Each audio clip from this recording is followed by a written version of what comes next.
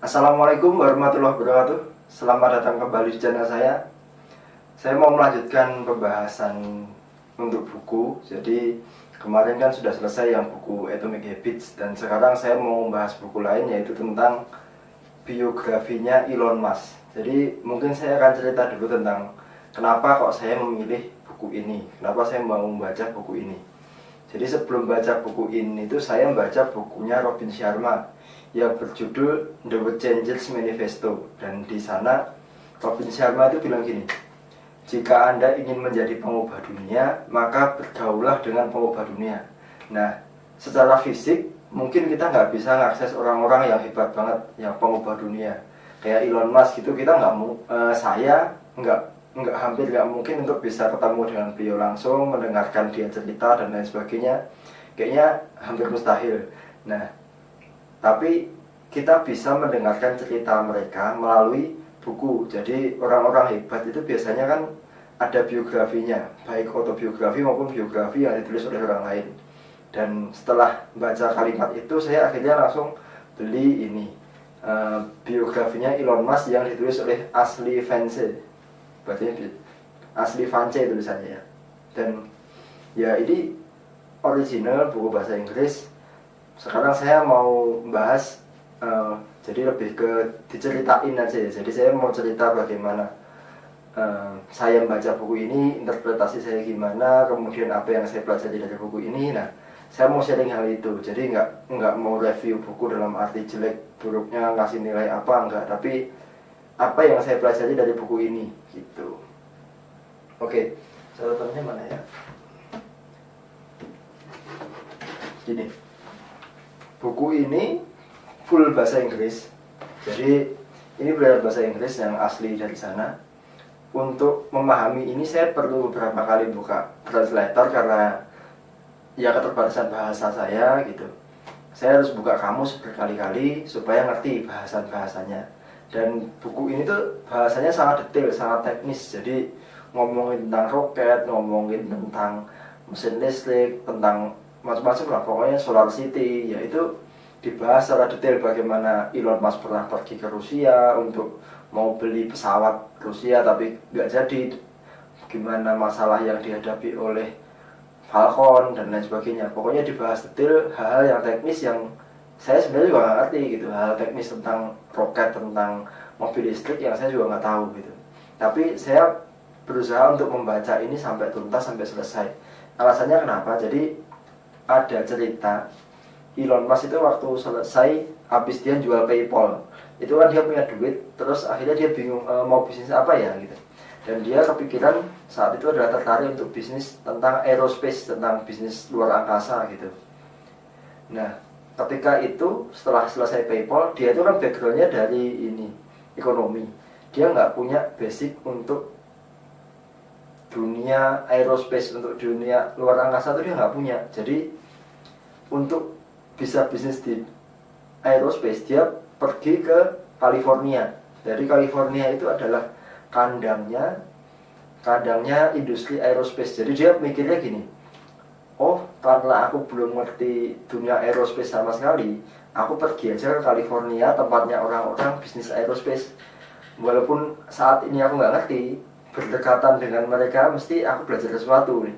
Jadi dia pergi California hanya untuk belajar, hanya untuk berdekatan dengan orang-orang yang memang sudah ngerti. Jadi dia punya pemikiran bahwa berdekatan aja udah cukup, kita akan belajar sesuatu dari mereka gitu. Nah, itu ceritanya dia, dan itulah yang saya praktekkan. Saya baca buku ini sampai selesai, walaupun saya banyak yang nggak ngertinya tentang apa yang terjadi di dalamnya. Saya hanya banyak yang nggak ngerti, tapi minimal saya belajar sesuatu gitu. Dan pembelajaran yang saya dapatkan itu, saya mau bahas beberapa poin yang ya saya dapatkan dari ini gitu. Bukunya mana ya? Oh, kayaknya yang sebelah sini, salah catatan. Jadi saya mau bahas tentang sifat-sifat yang dimiliki oleh Elon Musk sebagai seorang pengubah dunia.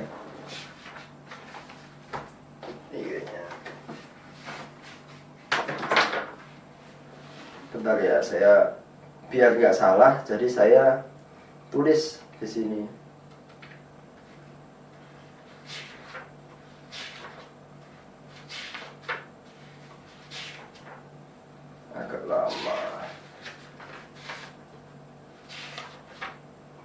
Oke, jadi ketika Elon Musk punya bisnis anoreksi saya tadi udah ya. Jadi saya menulis beberapa sifat dari Elon Musk yang bisa kita teladani sebagai seorang pengubah dunia. Yang pertama adalah dia fokus. Jadi dia benar-benar fokus dengan dengan bisnisnya dia. Jadi ada suatu momen ketika Tesla itu hampir bangkrut tahun 2008, bisa dicek beritanya, nanti saya kasih linknya ya.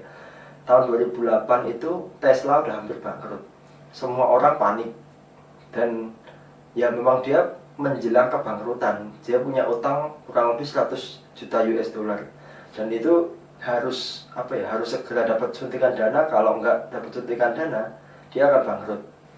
Tahun 2008 itu krisis besar, jadi bahkan perusahaan otomotif dunia yang lebih mapan, yang lebih stabil aja bisa bangkrut gitu. Makanya Tesla sangat potensial untuk bangkrut. Nah, di tengah kondisi yang kalut itu Elon Musk masih bisa fokus, dan dia memasukkan 40 juta US dollar miliknya sendiri, jadi duitnya sendiri, ke perusahaannya. Jadi 40 juta. Jadi Elon Musk itu sempat pada tahap dia net worth-nya 0, bahkan minus.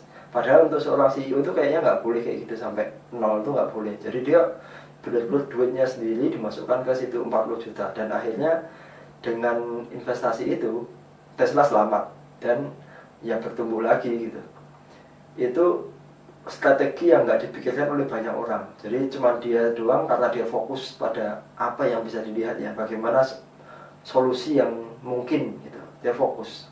Yang kedua adalah dia itu persisten. Jadi sangat persisten dengan visinya, dengan tujuannya gitu. Jadi ada kasus ketika Roadster, salah satu produknya Tesla yang pertama itu biayanya membengkak dari yang awalnya itu cuman rencananya itu 25 juta menjadi 140 juta US dollar gitu. Jadi ininya banyak banget, maksudnya membengkakannya banyak banget, tapi dia tetap persisten karena dia yakin dengan visinya dia, dengan tujuannya dia. Kemudian selain membengkak biayanya, waktunya itu juga mundur gitu loh. Si Roadster itu harusnya rilis tahun berapa saya lupa, tapi akhirnya mundur beberapa tahun, dan dia tetap melakukan itu walaupun gagal dalam tanda kutip. Misalkan hari ini kita punya tujuan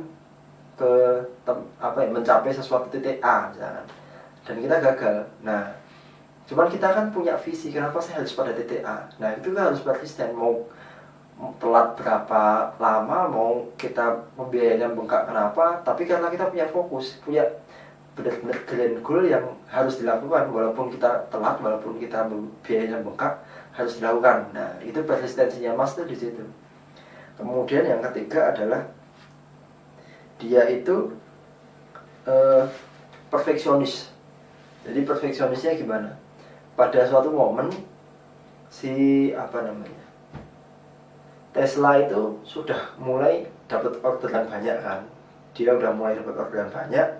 Kemudian kewalahan lah kasarannya, kewalahan untuk memenuhi order itu, dan dia dengan biayanya yang duitnya nggak banyak, belum banyak duitnya, jadi nggak mungkin untuk mempekerjakan lebih banyak karyawan, nggak mungkin hire orang lagi. Nah, itu solusinya Mas gimana? Solusinya dia adalah karyawan-karyawan, engineer yang kurang pinter, yang produksinya itu produktivitasnya kurang banyak, diganti dengan engineer baru yang lebih baik, yang lebih produktif. Jadi dia nggak mau mentoleransi orang-orang dengan kinerja kelas B, kelas C, kelas D, nggak mau. Dia hanya mau orang-orang dengan kinerja tingkat A. Dan itu banyak sekali banyak orang yang dipecat sama Elon Musk, karena dia nggak mau karyawan yang jelek, karena dia sendiri punya standar yang sangat tinggi. Dia perfeksionis sekali gitu. Dan sifat yang keempat yang menurut saya itu sangat penting adalah visioner. Dia tuh punya impian jangka panjang sekali. SpaceX itu dia nulis bahwa impiannya dia adalah menjadikan manusia sebagai multiplanetari. Jadi makhluk yang hidup di banyak planet. Dan si SpaceX ini, Elon Musk tahu bahwa visinya untuk manusia menjadi makhluk yang interplanet itu tidak akan tercapai selama dia masih hidup. Peluangnya sangat kecil.